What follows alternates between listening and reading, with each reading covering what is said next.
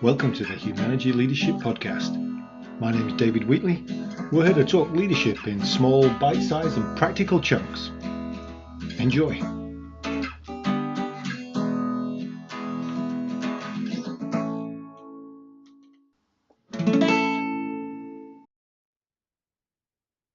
This is another episode with Rick and Judy where we talk about accountability.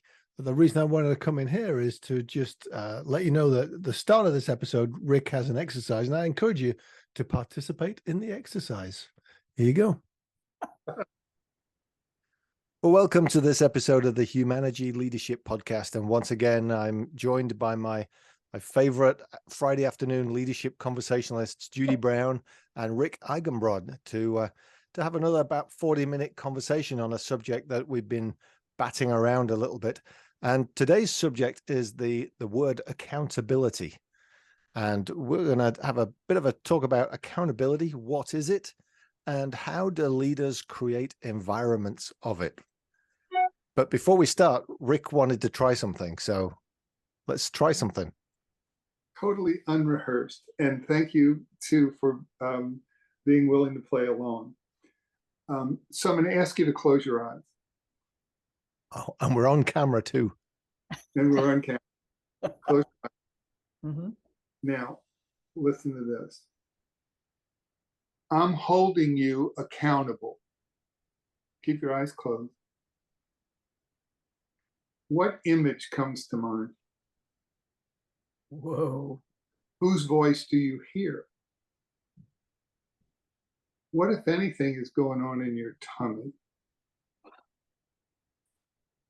And if I haven't already asked, how old are you in the image? Wow. When you're ready, you may open your eyes. Wow. Judy. Let me get the order of I won't get the order of these straight. I'm 77 years old. What word comes to mind? Handcuffs. I don't know why, but that's what came to mind. And I could feel my stomach tightening up, and I didn't like your voice tone at all. Next. So the picture in my head was actually screaming the words louder than you were. So I don't know if that has a context to it. And it felt like that the person screaming it was on the high end of an old Viking boat cracking a whip at the same time. But I'm not that old to remember although I have got ancestry that goes back to the Vikings, I'm not that old to remember them. Wow. Yeah. Thanks, you guys, for playing along. And I hope everybody played along at home as well. Right. Oh, I hope so too, David. We should just to see what it conjures up. And I think in some way, it sort of sets the tone for our conversation a little bit, this word accountability and how we instill it or have it or don't have it in our organizations. But I thought when we do that and when we use this word, we are bringing with it all kind of associations, all kind of memories, all kind of implications, simply by using that word. And that notion about language doesn't just communicate experience, it defines experience. And so language matters. And so this came about because something I've been using with some of my clients recently is to tell them to stop holding people accountable. Exactly. And there's a look of confused relief on their face for a minute, and then they kind of are waiting for the next piece to drop, and when it comes, it's create this environment of accountability. And as the three of us were sharing previously, that we all seem to be aligned as to it's not the leader's job to hold people accountable. And Rick, you had some interesting thoughts on why not. Why isn't it why isn't it the leader's job to hold people accountable? Well, let me wade in, and that is, I realize I hate this word so, and I don't tend to get overreactive to words that often, but I really overreact to this one. And I realized that there is it's like a sledgehammer, particularly Rick, when you said what you did, it had the feel of just a sledgehammer, smashing things. And it carries with it. I wanted to ask myself, what are we presuming when we say this? And I guess we're presuming they can't be counted on. They're not trustworthy. Somebody has to be watching them all the time to make sure they'll do something right. And I'm particularly struck, particularly David, because you come out of a policing background. One of the things, people keep talking about the accountability of our police forces, how important that is. And I was completely caught by a wonderful video of accountability of police officers. Because when you think about it, you think, well, we have to hold them accountable because sometimes they're doing bad things. And we want to make sure that everybody knows if they're doing bad things. I mean, this is the kind of logic in it. And there's a video on YouTube of 2 police officers in Macomb County, Michigan, your state, right there, David Wheatley, who had been alerted that a man was sitting in a car, not moving, and someone was worried about him. So the 2 officers went to check on him to see how he was doing. And so one of the officers said to him, are you okay? And the man was crying. He's a young guy, and he was crying. And the officer said, well, what could we do to be helpful? And the man said, well, I need a hug. And the officer said, well, I'll hug you. So the man got out of the car and the officer hugged him.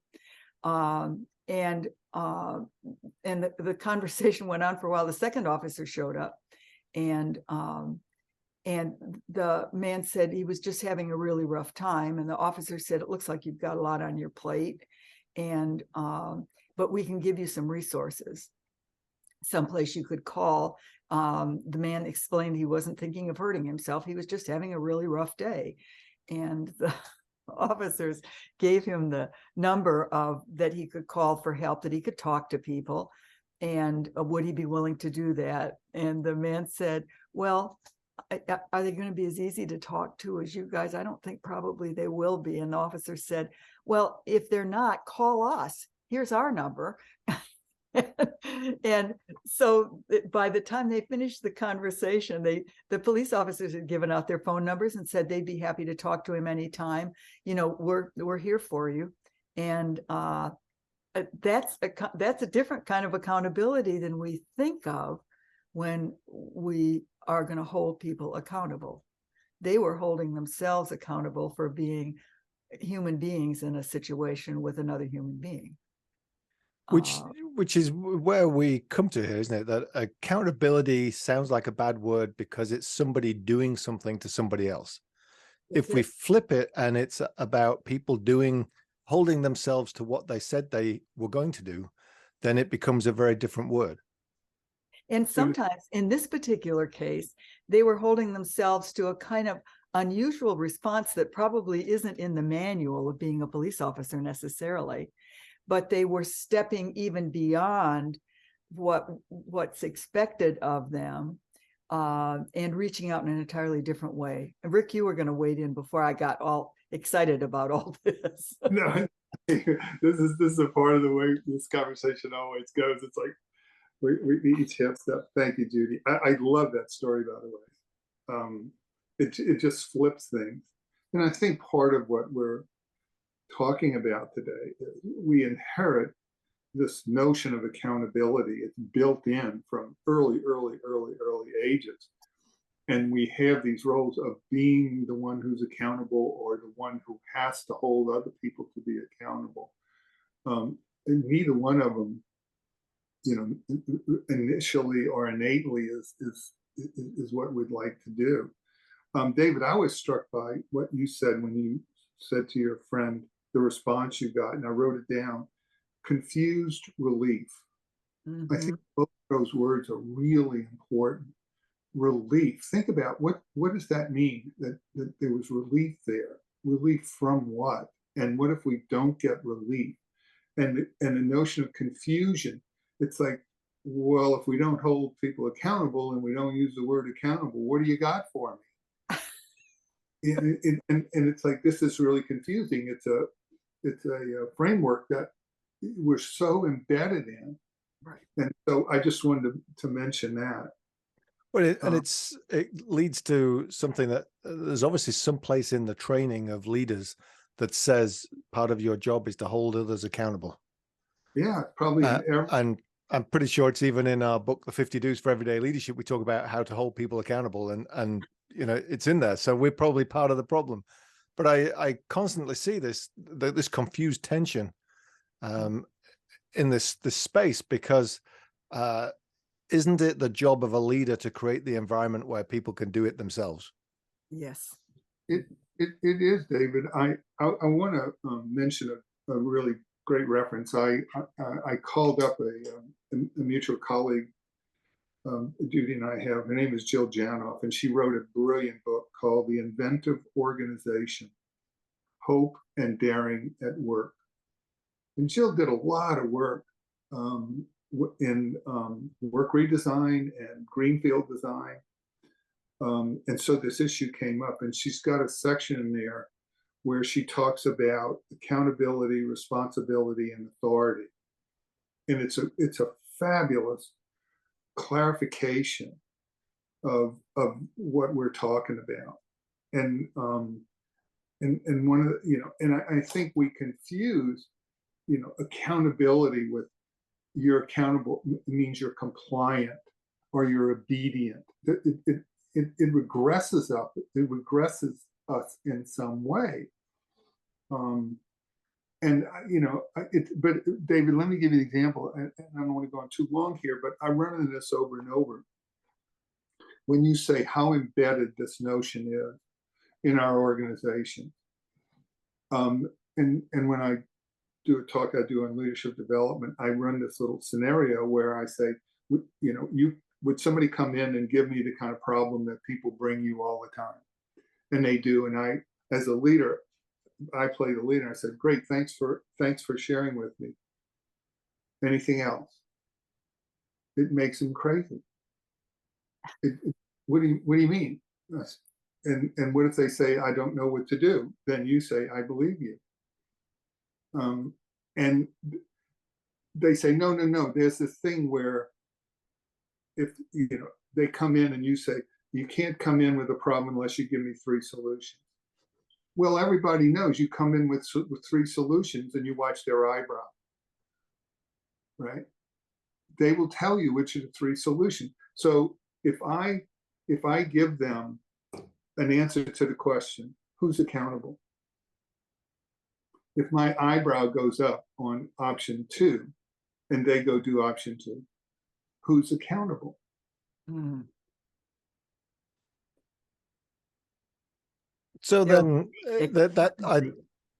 sorry, Jude, that as you're framing it up there, Rick, you're saying, if we as leaders take it, it's the old monkey story, isn't it? From that 1970s HBR article. If I take the monkey, then I'm now responsible for it. The aim of a leader should be to make sure that the monkeys reside in the right place. And so what you're saying is, let's make sure that the accountability resides in the right place, which is your accountability shouldn't reside with me. Exactly. Sorry, Judy. I'm going to get one more whack in here. Yeah. And there's a piece of this that I think is we don't pay enough attention to. Is the minute I say to them, go do this, they don't feel ownership, and therefore they don't feel accountable. And here's the real problem. I have just truncated their development. Judy? Right? Yeah, Sorry, Judy. the phrase that came to mind is, if I could have accountability operating the way it should, then the way I think about it is, you can count on me. I would think that way. And I can remember one crazy poem I wrote about working with a colleague, and it was when I was working at Ford, and that is, it's like a trapeze act. that I can count on when I swing out with whatever is required in the work that's being done, that my colleague is going to be hanging off his trapeze and catch my wrists. So there's that kind of sense of, you can count on them to be in the right place at the right time. You can count on them to be skilled. You can count on them to be watching and aware. And I want them to be able to count on me the same way. So then that's digging into the idea of, if I hire somebody, then my job is to provide clarity about what it is we're trying to achieve, and then engage them in what they can deliver, and basically them tell me what they're going to do and do it. Yeah. I think what you just said is really important, David, that they can deliver. Let's peel it, onion a little bit. And this, again, I give credit to Jill and the ideas that came from her work. She said, you know, we often give people these tasks, but we don't have a sense that they are taking ownership of it. And then we send them off to do tasks that they may not be capable of doing. Right. And we send them off to do tasks where they don't have the authority to do the task. So that this relationship between ownership, responsibility, and authority is something I think we as leaders, we do have to, in a sense, monitor that. Make sure those conditions are in place, so that we can then have a culture where people hold themselves accountable. So how did you find those three? Ownership, responsibility, and the third one? Authority. Yeah. Authority. Yes. Right. And Jill does this beautifully in her book. If we think about accountability as ownership, it starts with ownership, right? Let me give you an example. In most senior teams, who do they think is ultimately accountable for the results? Well, one would imagine the boss, whoever the most senior person is. Yeah. And what do they each individually feel accountable for? Their piece of their pie. There you go. So structurally, we build in a sense of not ownership for the whole. Mm-hmm. And then, you know, some of the brilliant work, I'm trying to think about, you know, what constitutes the elements of a team, one of which is we're accountable for the whole. And that means we take ownership for that whole. We are responsible for the whole. And we have the authority to operate in such a way that we have the authority to operate vis-a-vis the task. Right. Right. And that's, you know, that I think is where Jill is inviting us, and we're inviting leaders to think about, when you say, I'm going to be a really good boss and hold people accountable. It's the boss's requirement to, one, get out of that dependency relationship, because you infantilize them, they regress. We all regress. It's really the boss's responsibility to be thinking about, is there ownership? Am I really passing ownership? Well, it's interesting because we call delegation, we talk about delegation in our training and things like that. We actually talk about the transfer of ownership. Wow. That's the same thing. And now we also build in that it's about alignment, delegation, and accountability. And the alignment, the alignment is what we're talking about with that clarity.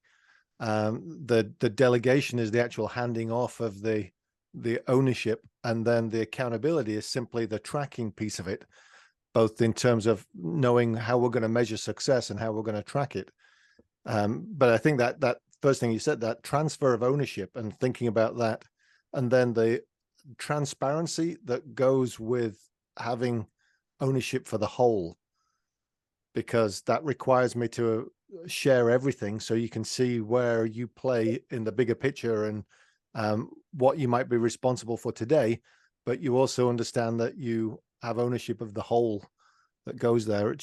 And then that reminds me of some of Patrick Lencioni's work around your first team versus your second team. And he talks about your first team should be the horizontal one and your second team should be the vertical one. So if you're in HR, normally your first team is the HR team. Whereas what he's saying is if you're in HR, then your first team should be the leadership team. And then your second team is the vertical, the HR team, because that helps maintain that sense of whole that you're talking about. Exactly. Guys, I found a thing going through my head, which is asking myself the question of what's the presumption behind the notion of accountability. And then I wrote down, the first thing I wrote down is people are not to be trusted.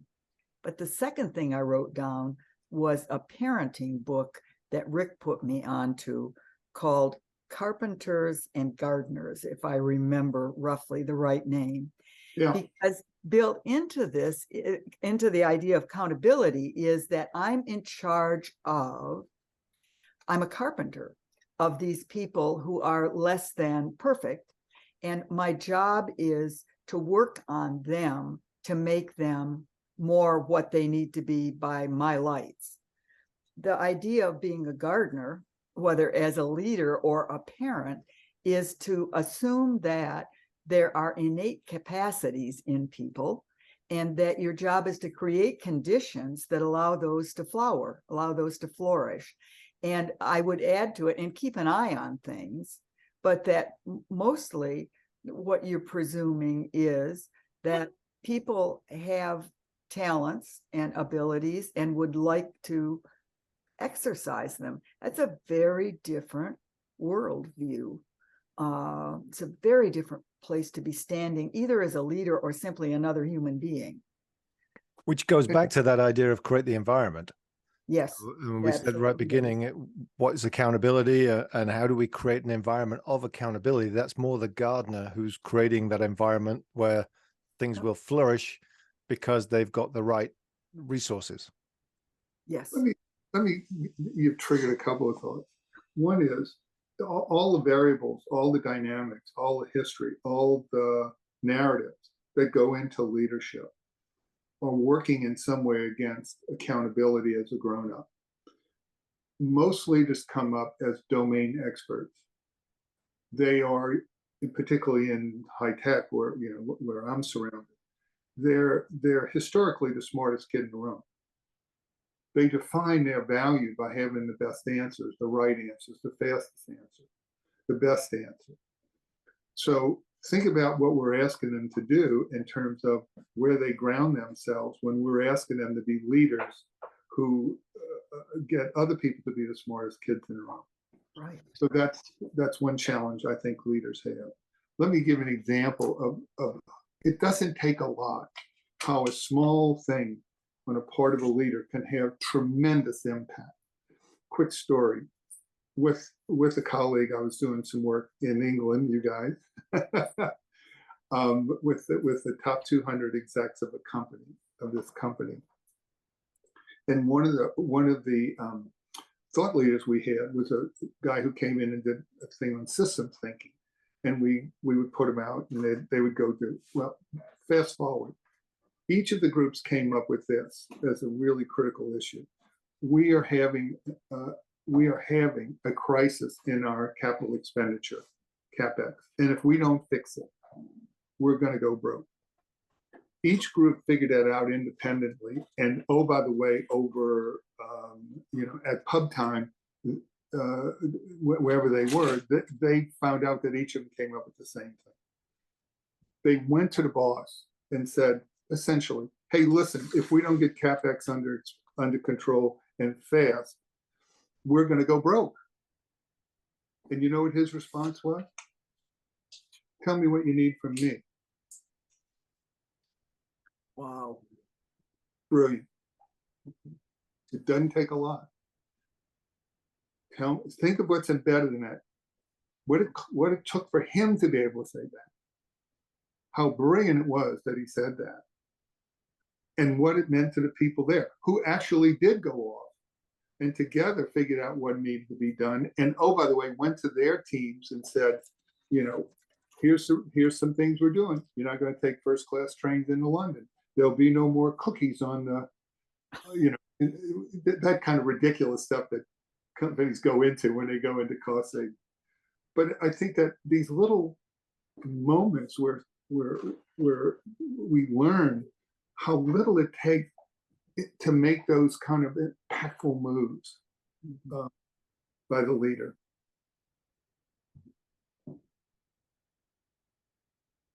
It helps if I unmute myself, doesn't it? That I've summarized for people recently that a leader's job is to set the direction, to remove obstacles, to provide resources, and to oversee some air cover so that people can get on with the work. And if that kind of captures what you're saying in that way, doesn't it? Is if I do those things, then the natural accountability will be built into the structure that I'm creating.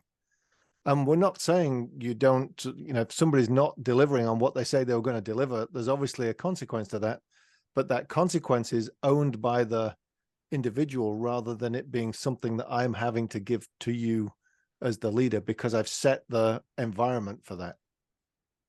You know, David, the other thing that struck me is that the whole idea of accountability runs counter to what we know about appreciative inquiry and the impact of paying attention to what we really want and encouraging it with our attention. Embedded in this notion of accountability, which is, the word is so darn popular now. It carries all the trash with it, Rick, that you mentioned, but it's so popular now. Embedded in it is that we're looking for the problems. It's a problem orientation. And what we know is what we put our attention on grows. So if we thought about accountability, we almost can't think about it this way, that the purpose of accountability is to find them doing something right. So if I'm looking for accountability of people in nursing homes, I'm not trying to find out how they've messed up. I'm trying to find all the wonderful things that they've done during the pandemic that are really remarkable given the circumstances they were in. That's an entirely different mindset. And it just reminds me that an appreciative stance has such power for magnifying what we really want. And this is backwards. So then you're saying in some ways the word's not bad, it's just the way we currently interpret the word that is bad, because we see it as a negative, backwards, me doing something to you. Whereas if it's a more positive and it's that you can count on me kind of thinking, that is, hey, you said you'd do this and you've done this, and let's now focus on that. It goes back to, I did an episode a few episodes ago on giving feedback in a more constructive way rather than the feedback sandwich, which nobody ever pays attention to the bread in a sandwich. So you just get whatever's in the middle. But that idea of taking accountability and re-owning it as something which is about the environment that is set and what you're committing to and what you're going to deliver on, not what I'm going to hold you to, but on what you're going to hold yourself to. I wonder if the word is so tarnished that, given what Rick put us through at the beginning of this, it's so tarnished that we just can't use it. And that, and I don't know what other word to use. Ownership is powerful, commitment to each other, commitment to the whole. But I think the word is so damaged that it's a bit like another conversation we've had where what was the other word that was so damaged, Rick, that you hate so? Burnout. Burnout, that's it. It's another one. I think we have to get some other mix of words. Well, it's interesting that you said those words, actually, because in another book, I'll point to it on the shelf here, we talk about leadership choices being framed by a focus on the greater good and a commitment to impact. And you're saying if we focus on those two things, then the accountability should take care of itself. Right. And if we add to that the presumption that people have the capacity to and the desire to do a really good job in pursuit of those things, then we'll likely be on the side of the angels with this rather than where we currently are, which is in the mud. David, say those two things again you just said, because something came and went, boom. That leadership choices are framed with a focus on the greater good and a commitment to impact. And that word commitment, may be a good word. Yes. I mean, the whole notion of accountability, it is tarnished, and we are limited by language here. I just wanted to note that, the GE workout model, and both of you I know are familiar with that. At the heart of that model, which came because Jack Welch went around. This is the story I heard. I was working with some the teams that were doing workout. He went around and people were complaining about this, complaining about that. Why are we doing this? Why are we doing these stupid things? And he finally sort of got fed up and said, "Why are we doing these stupid things?" They, the folks at Crotonville or whatever, they went back and put this design together that essentially let people come together and identify the problems and go off and come up with the solution. And at the end of this whole exercise, they come back and pitch the leader. Here's what we want to, here's the problem, here's what we want to do. The leaders come in the beginning and say, you guys go to work, they go home. They come back in the last day and we have this thing. It's like the TV show, whatever it is. But basically they're saying, here's the problem, here's the solution, and we want your agreement that we can go up and do that. And 99.9% of the time, they get the deal.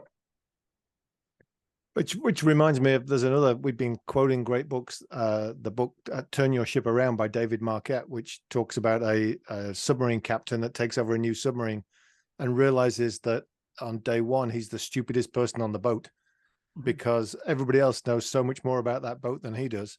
And so he vows to stop giving orders because it comes back to what you said though, Rick, everybody's looking to him for the order because then he owns it.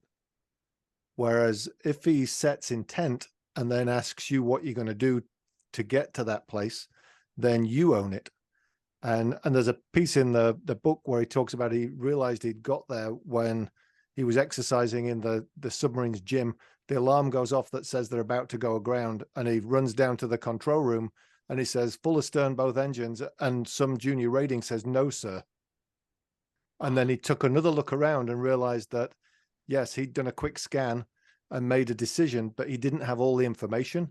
And he'd also created an environment where the junior rating felt able to say no, because that's going to hurt us all. And that again comes back to this, creating this environment where we all see the greater good and we are all committed to impact, or in the case of the submarine, no impact.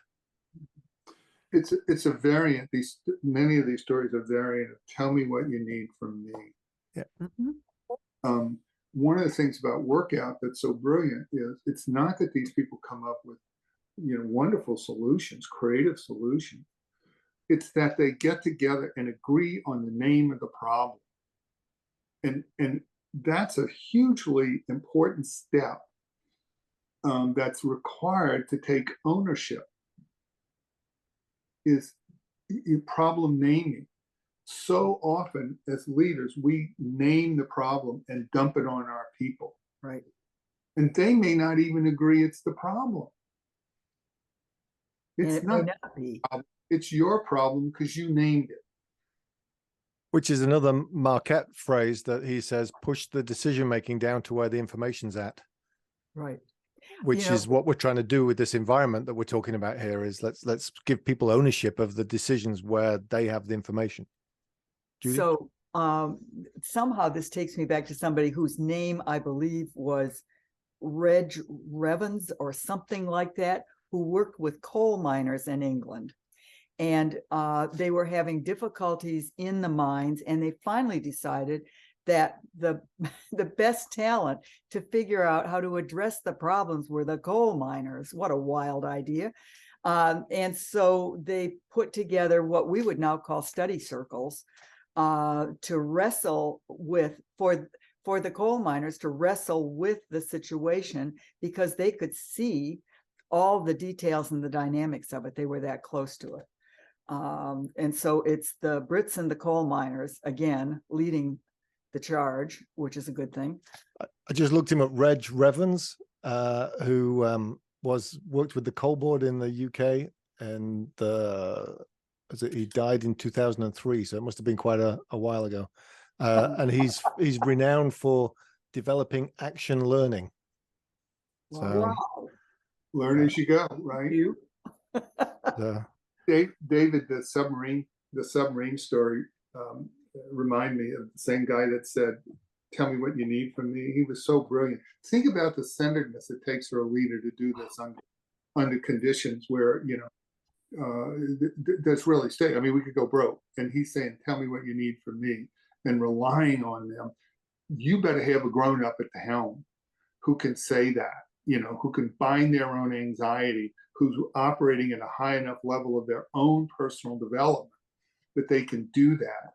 And I watched this same CEO show up to dinner one night to have dinner with the folks that we were having the group. And it was an open session after we'd all had pub time and drinks and wine at dinner. He said, "Okay, what's on your mind?" And somebody started complaining about this, that, and the other. And he said, "Oh, I didn't know," did something about whatever. And he said, "What makes you think I know more about this than you do?" Oh, wow. Yeah. So, you know, there's an interesting focus point here as we make that switch from those people who hold on to the accountability and that sense of I'm in charge and I need to be that the person giving the orders, coming from a place of control. Mhm. And Exactly. the people that you're describing and we're describing in David Marquette's book and you know, Reg Ravens and all these other people are coming from a place of service. Yes. That's nice distinction, David. Wow, I'm going to hold on to that one. That's fabulous.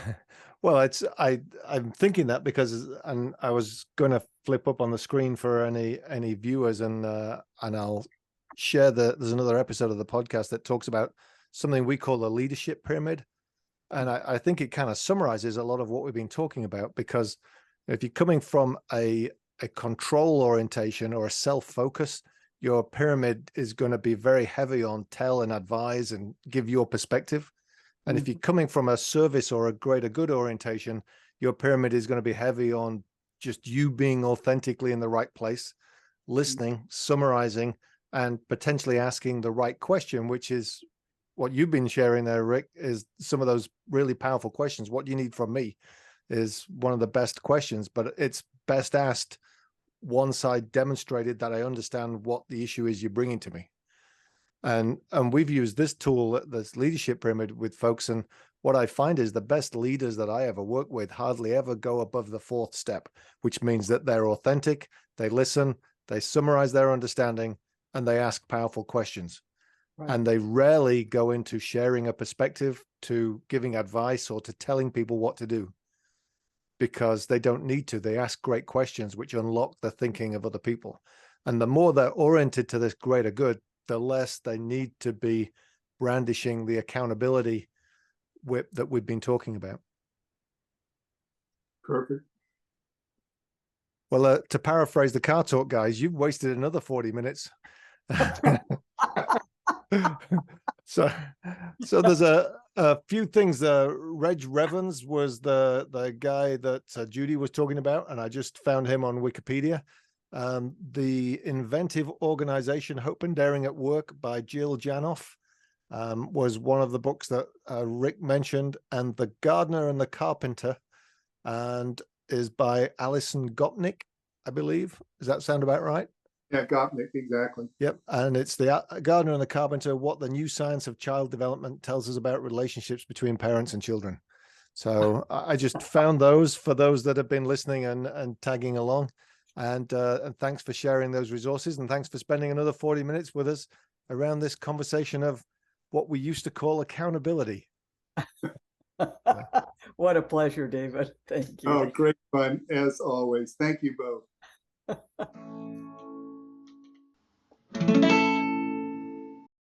That was the Humanergy Leadership Podcast. My name's David Wheatley. For further information about Humanergy, go to humanergy.com or check out our latest book, What Great Teams Do Great, from all good bookstores. Have a good one. Stay healthy.